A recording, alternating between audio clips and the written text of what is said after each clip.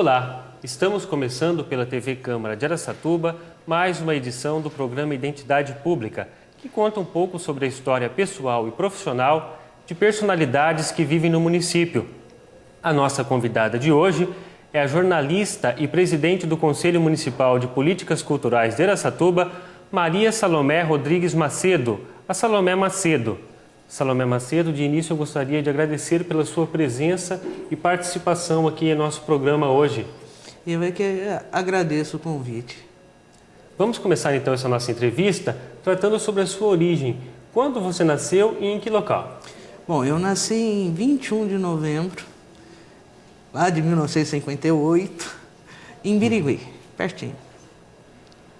E quais as recordações que você tem dessa época? O que seus pais faziam? Qual era a profissão deles? Bom, eu fui criada pelos meus avós, né? Meu avô era comerciante, minha avó era costureira, tá? E aquilo, né? Crescer em cidade de interior, tentando descobrir o mundo, você vai aprendendo muito mais com a experiência alheia do que com a sua própria experiência.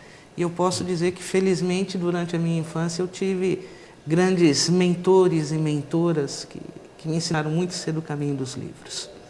Como que foi a vivência lá em Birigui, tanto em relação aos colegas, às crianças, as principais brincadeiras que vocês faziam? Como era? Bom, eu sou obrigada a assumir que eu fui arteira. Né? Eu fui uma criança terrível.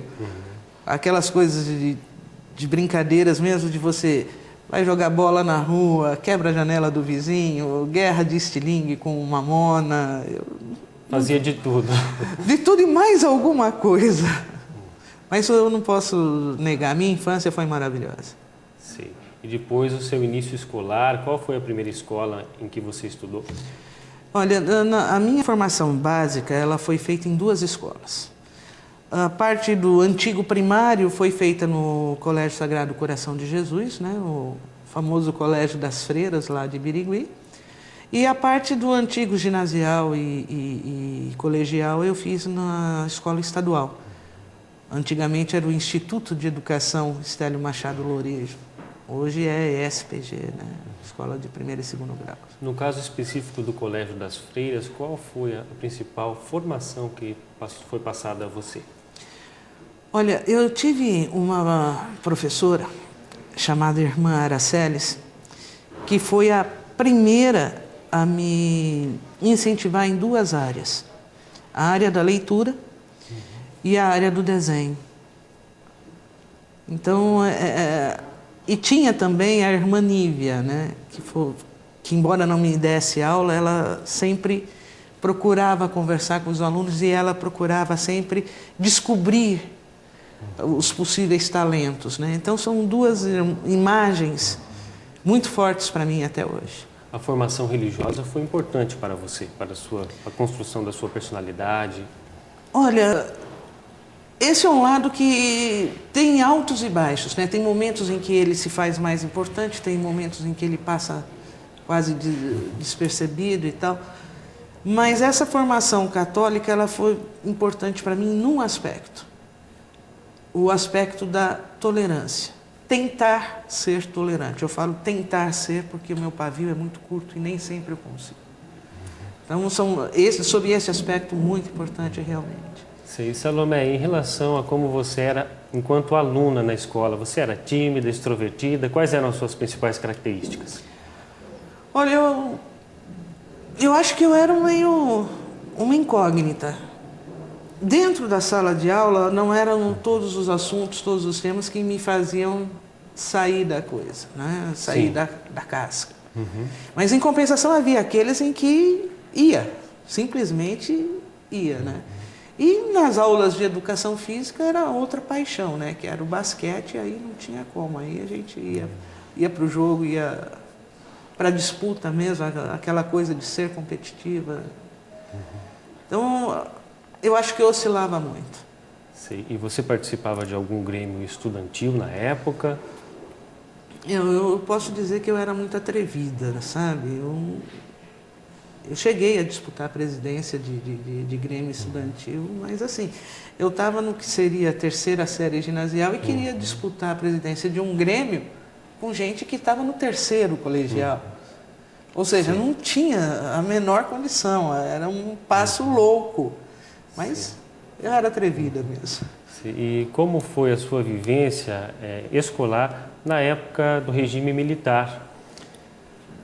Você sabe que nessa época, talvez por ser adolescente e ainda não ter tanta noção política, a gente nem se apercebia tanto da questão do regime político. Do momento histórico da época. A gente ainda estava muito moldado naquele ufanismo todo que o regime militar. Então, eu me lembro perfeitamente do Sesc Centenário.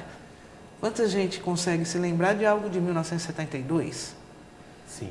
Eu me lembro que eu fiquei muito brava porque nós tínhamos que desfilar e eu, por ser mais alta que a maioria da turma, tinha que ficar na frente do pelotão. Isso me incomodava terrivelmente. Eu queria ficar lá para o fundo. Eu achava que a fila tinha que ser o contrário, dos menores para os maiores. Mas depois a gente se deu conta de uma série de coisas que acabou presenciando, mesmo sem querer. Sim. Salomé, a escolha profissional sua, como que foi? Eu acho que foi uma coisa tremendamente natural. Eu nunca parei para pensar, eu vou ser isso, eu vou ser aquilo. Era natural para mim ir para o jornalismo. Eu sempre gostei de ler, eu sempre gostei de escrever. Eu sempre tive muita curiosidade em tentar entender o mecanismo das coisas, o que provocava o quê, quais as consequências disso e tudo mais. Acabou sendo natural.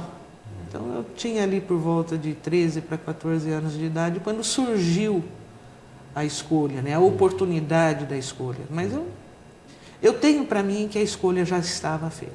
Sim. Mas na família você tinha algumas pessoas que não concordavam, por exemplo, a avó. Ah, sim. Minha avó tinha o discurso dela prontinho, né?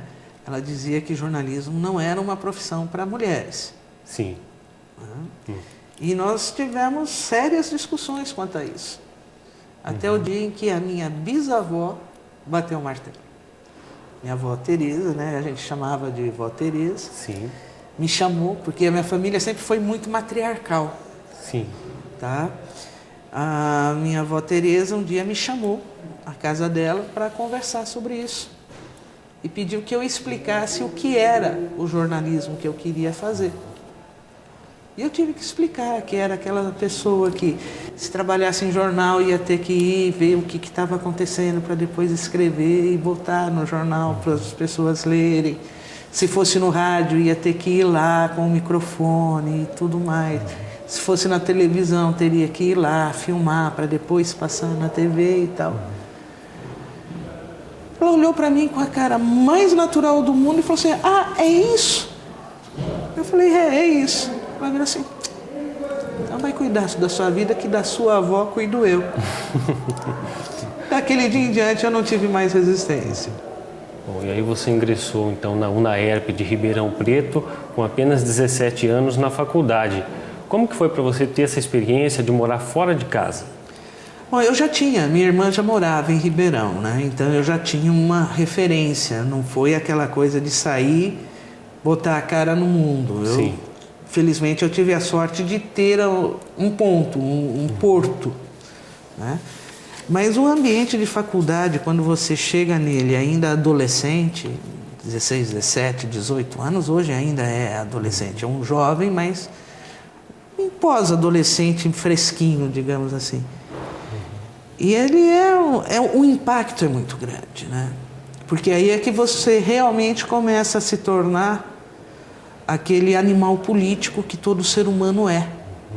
É onde você realmente vai testar o seu lado político. Se você quer deixá-lo aflorar e florescer, ou se você realmente não está afeito a isso e vai seguir por outros caminhos.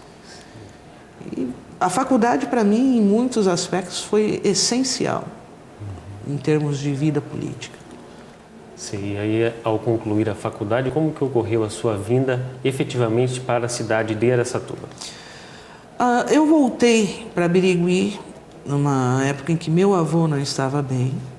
né? Então a gente meio que se mobilizou para ver como fazer. Tinha o depósito de bebida deles, como é que se faria, quem tocaria, aquelas situações. Felizmente ele se recuperou e continuou ele mesmo tocando o que era a vida dele, né?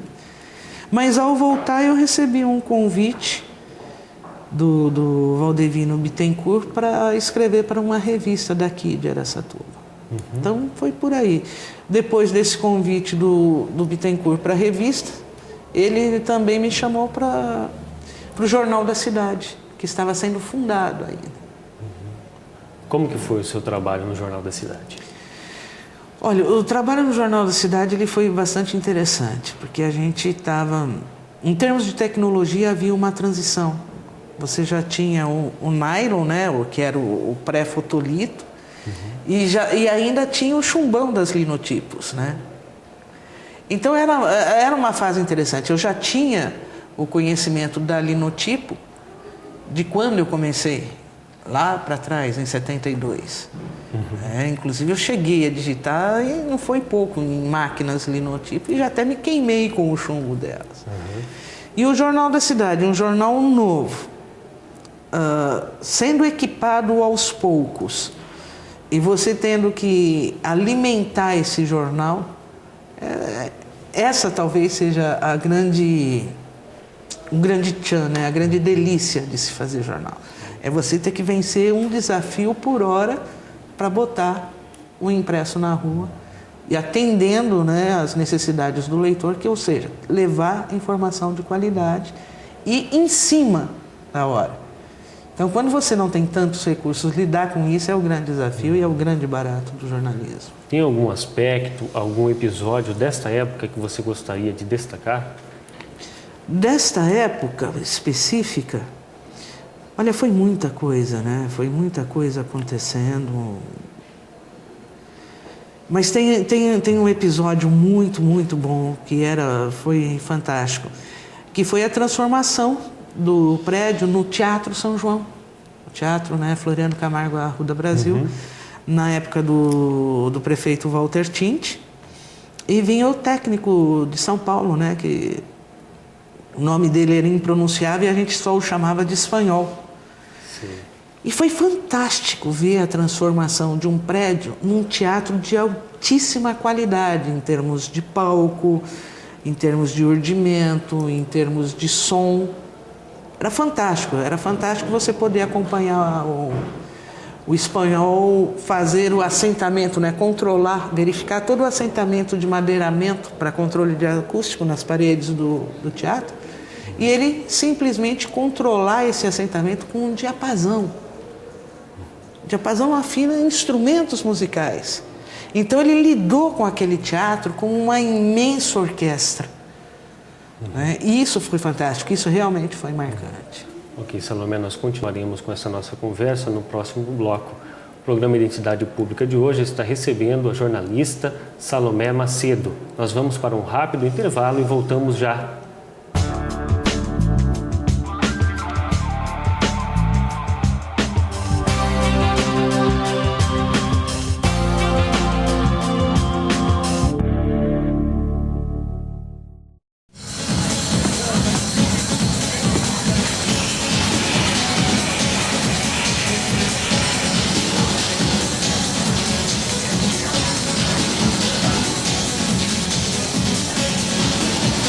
Lei da ação e reação.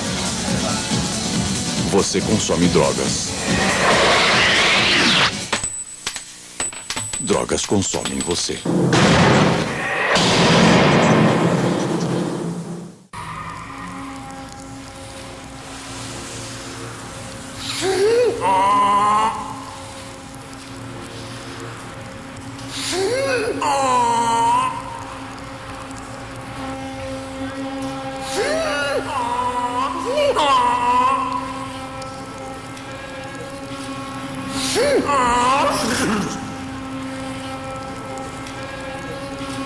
Seja burro. Use drogas.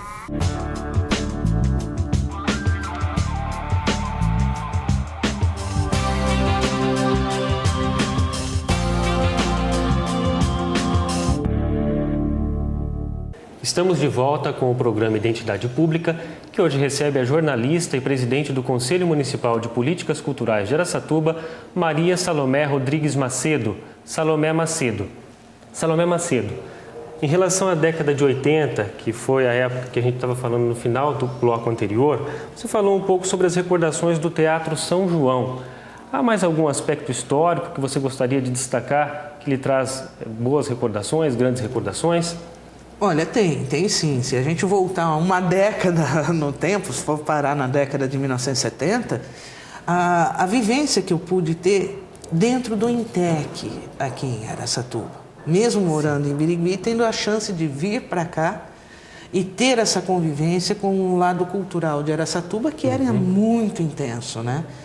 Então, ali onde hoje funciona a Secretaria Municipal da Cultura, era o INTEC, o Instituto Noroestino de Trabalho, Educação e Cultura. Era um complexo que foi construído com doações vindas do exterior, né, num projeto que foi capitaneado pelo então deputado Franco Baruchelli. E é um complexo que tinha o Teatro Castro Alves, que a gente ainda briga para resgatar, tinha o barzinho e tinha as salas das oficinas, né? Sim.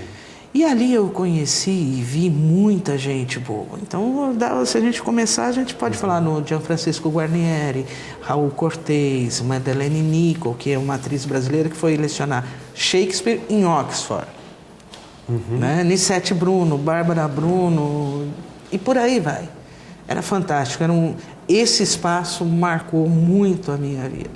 Marcou muito a ponto de ser um dos fatores que me levaram, dentro do jornalismo, à cobertura da área de cultura.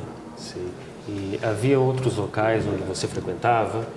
Sim, a gente muitas vezes vinha para cá para ir ao cinema, né? Pegar um filme que estava chegando aqui antes de chegar em Birigui.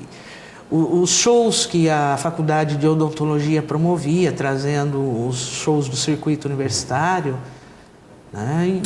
E por aí vai, peças de teatro, como eu já falei, poder ver Raul Cortez fazendo Greta Garbo, quem diria, acabou no Irajá, tinha que vir para cá, né? Em Birigui, isso não chegava. Isso tudo realmente faz parte da minha formação.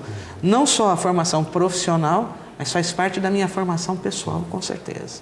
Em relação a esse período, quais são as principais transformações que você verifica na cidade de Araçatuba, tanto do ponto de vista político? Olha, infelizmente, na área cultural, eu vejo um retrocesso em termos de manutenção dos espaços públicos. Nós perdemos praticamente todos os espaços públicos. Tá? Os que sobrevivem, os que subsistem, eles carecem de um resgate completo, de uma reforma completa para continuarem desempenhando essa função. E eu acho que isso se deve à visão política de quem passou pela cidade. É parte responsável por isso. Exatamente. O público, o povo em si, ele não tem condições de gerir os espaços públicos. Para isso, ele tem seus representantes e delega a eles o poder de gerenciar isso. Infelizmente, na minha visão, os últimos gestores não estiveram à altura da tradição cultural de Araçatuba. Enquanto nós temos grandes artistas, e é um processo constante de renovação nisso, nós temos artistas surgindo a cada momento. Eu costumo às vezes comparar com um berçário de estrelas, tá? Enquanto você pensa que as estrelas estão morrendo, não, tem outras tantas nascendo.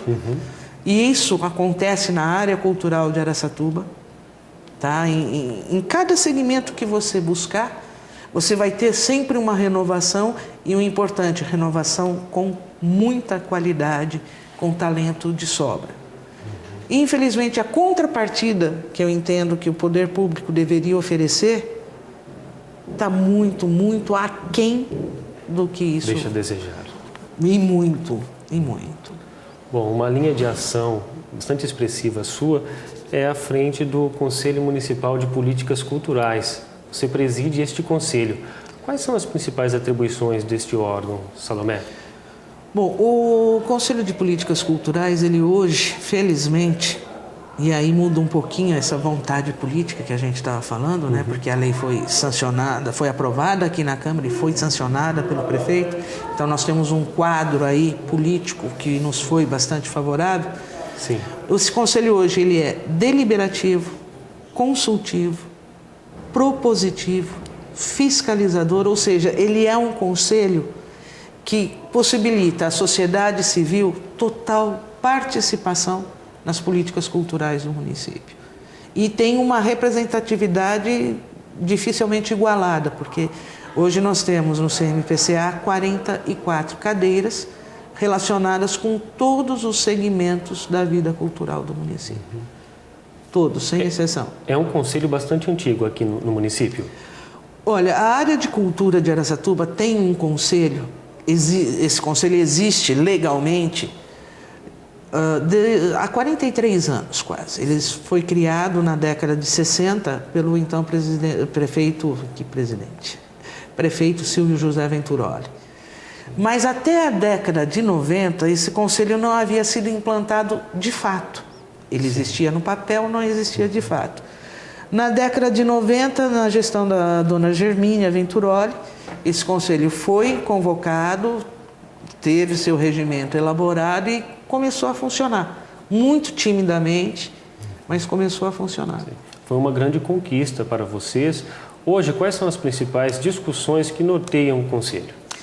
O conselho está muito voltado para tentar suprir o município da legislação necessária para dar suporte à vida cultural do município. O primeiro passo é adequar a legislação que ainda está em vigor, que é uma legislação totalmente defasada, arcaica praticamente, e adequar o município às exigências do Ministério da Cultura, preparando a cidade para a implantação do Sistema Nacional de Cultura. Esse é o trabalho que nós estamos desenvolvendo desde setembro do ano passado, por uma necessidade extrema e urgente. Nossas leis realmente não atendem em nada às exigências do Ministério. E o Conselho, então, se debruçou sobre essas leis e está fazendo essa atualização, felizmente, com o apoio aqui da Câmara, porque a presidente Edna Flor nos franqueou o acesso à assessoria da casa, então os meninos da assessoria são os nossos mentores nesse trabalho, certo? E a partir disso nós estamos quase que em paralelo pensando as políticas que devem ser implantadas. Quando se prepara um anteprojeto de lei que vai ser entregue ao Executivo, já se pensa que como essa lei vai se refletir na política a ser implantada naquele segmento cultural. Então, esse é um trabalho que eu reputo importantíssimo e eu digo que sempre dá orgulho ver um conselho trabalhar da forma como está trabalhando, o empenho de cada conselheiro. Tem muita gente que nunca participou de um conselho, está participando pela primeira vez e está ali, e está buscando entender, e está propondo, e está opinando. É realmente fantástico. A seu ver, a população conhece o Conselho, de uma forma geral? Eu acho que, de uma forma geral, a população, e isso não é uma questão só de Araçatuba, eu acho que é uma questão dos municípios brasileiros ainda. A população ainda desconhece o que é um conselho municipal, seja ele de que área for. A experiência conselhista, ela não é tão divulgada quanto mereceria ser, ou merece ser. Tá? Porque ele é o caminho mais curto e mais efetivo para o cidadão se fazer ouvir. Então, não adianta o cidadão, por exemplo, ele vai e escreve uma carta ao jornal e reclama. Vem para o plenário da Câmara e tenta discutir com o vereador. Quando ele tem o caminho dos conselhos. É onde ele pode chegar e se manifestar com uma facilidade muito maior do que ter que seguir alguns trâmites que são necessários. Se você começar a permitir que entre todo mundo no plenário da Câmara e comece a falar no meio da sessão, acabou o trabalho legislativo. Então você tem que ter algumas regras, você tem que ter alguns ritos, até em nome da própria democracia. Não é cerceamento, é botar ordem na casa. E os conselhos, talvez por não serem tão rígidos em termos de protocolo, são um caminho muito mais fácil e muito mais curto para o cidadão se manifestar. Que todo conselho, mesmo que ele não seja deliberativo, que ele seja só consultivo, ele tem por obrigação encaminhar, pelo menos ao secretário da pasta a qual ele é afeito, as reivindicações da população. Certo? Salomé, quais são as outras atividades que você desenvolve hoje em dia? Olha, hoje digamos assim, eu dou uma consultoria na área de pesquisa acadêmica. Com a disseminação do uso da internet, as pessoas acham que é muito fácil, você encontra tudo na internet. Encontra, realmente encontra. Mas é preciso saber procurar. Conhecer os mecanismos. Exatamente. Os mecanismos de busca facilitaram muito a vida dos internautas. Mas a busca na área acadêmica nem sempre é tão simples. E ela normalmente é bastante demorada. Então, o pessoal que está fazendo sua pós-graduação, fazendo seu mestrado, seu doutorado, nem sempre tem tempo também disponível para fazer essa pesquisa. Então, eu estou fazendo esse assessoramento. Eu busco as fontes necessárias para esse tipo de trabalho acadêmico. Voltando um pouco em relação ao trabalho aqui da Câmara, você acompanha as atividades do Legislativo? Qual é a sua opinião sobre a participação da população sobre isso? Eu entendo que ainda é preciso aprimorar essa participação popular. Muitas vezes as pessoas confundem pressão e participação. Eu sou particularmente contrária a você entrar numa casa de leis com faixas com suporte de madeira, com cartazes nem sempre tão educados quanto a gente gostaria que fossem. Eu não vejo nisso um cerceamento de manifestação, mas a maneira como a manifestação se dá. Respeito é bom e todo mundo gosta, mas eu acho que uma casa de leis exige esse respeito. E eu acho que a partir do momento em que a população aprender a usar os mecanismos que a lei fixa para o funcionamento do Legislativo, essa participação se intensifica e melhora no seu nível. Agora, é função de cada um, inclusive de cada vereador, explicar como essa participação deve se dar. Nos momentos de folga, de lazer, de descanso, o que você gosta de fazer? Bom, aquilo que eu já faço corriqueiramente. Eu gosto muito de cinema, música, basquete é uma paixão. Então é aquilo. Eu acabo ficando plugada 24 horas, né? Fica meio difícil a essa altura do campeonato dividir o que é trabalho e o que é prazer, lazer, né? Então é sair, bater um papo com os amigos e aí invariavelmente se envereda ou por um livro, ou por um filme, ou pela história de cultura, e a coisa acaba se misturando muito. Nossa conversa está legal, mas nós estamos nos aproximando do final do programa. Eu gostaria que você fizesse as suas considerações sobre a sua presença aqui hoje, Salomé. Olha, para mim é um privilégio, tá? Eu acho que um programa como esse, que busca registrar um pouco da vida das pessoas que teriam um peso maior na vida pública do município, vocês me encaixarem, para mim foi uma surpresa. E é uma honra, está sendo uma honra estar aqui com vocês. E eu acho importantíssimo esse registro que o programa faz. Araçatuba tem perdido muito da sua história e da sua memória. E esse papel que o Identidade Pública faz de registrar o outro lado de uma personalidade, eu considero importantíssimo, porque mais adiante se pode ter uma noção um pouquinho mais completa daquilo que foi uma pessoa que teve um peso na história da cidade. Salomé, mais uma vez eu registro o meu agradecimento pela sua participação em nosso programa.